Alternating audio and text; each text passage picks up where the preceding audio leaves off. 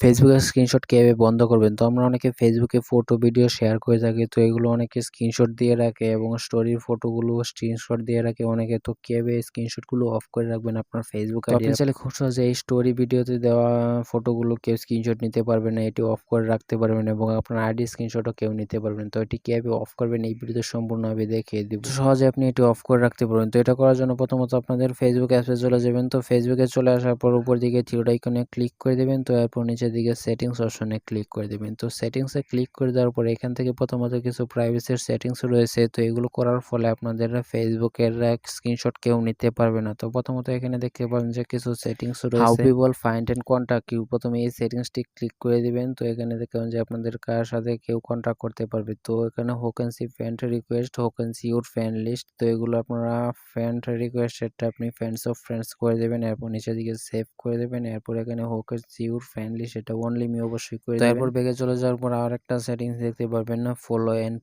Public content, followers and public কন্টেন্টসে আপনারা এখানে দেখবেন যে who can see your follower on your profile, এখানে পাবলিক করা থাকবে। তো এখানে আপনারা ফ্রেন্ডস দিয়ে দেবেন। তো ফ্রেন্ডস দিয়ে দেওয়ার পর সেভ অপশনে ক্লিক করে দেবেন। এরপর যে কাজটি করতে হবে আপনাদেরকে, ফেসবুক স্টোরেজ স্ক্রিনশট যাতে কেউ না নিতে পারে স্টোরেজ অপশনে ক্লিক করে দেবেন। তো স্টোরেজ অপশনে ক্লিক করে দেওয়ার পরে এখানে দেখবেন যে who can see your storage, এখানে পাবলিক করা থাকবে। তো এখান থেকে আপনারা এখানে ফ্রেন্ডস দিয়ে দেবেন। তাহলে আপনাদের ফ্রেন্ডসের যে কেউ স্টোরিগুলো দেখতে পারবে। এখানে দেখবেন যে সেভ করে দেবেন। এছাড়া নিচে দিকে কাস্টমে ক্লিক করলে আপনি যে কাউকে হাইড করে দিতে পারবেন। তো কিভাবে হাইড করবেন এটা নিয়ে অলরেডি এই চ্যানেলে ভিডিও আপলোড করা হয়েছে, চাইলে দেখে আসতে পারেন পরের ভিডিওটি। এরপর এখানে আরেকটা অপশন রয়েছে, allow other share you public stories on your own story, এই অপশনটা আপনাদের অফ করে থাকবে। তো এটা অন করে দিলে কেউ আপনাদের স্টোরিটা তাদের নিজেদের স্টোরিতে শেয়ার করতে পারবে না। তো এই অপশনগুলো অফ করে রাখবেন, তাহলে কেউ আপনার স্টোরিটা অন্য স্টোরিতে শেয়ার করতে পারবেন। এবং নিজে থেকে আরেকটা অপশন রয়েছে, এটা অফ করে রাখবেন না। তো এখানে অ্যালাউ শেয়ার ইউর,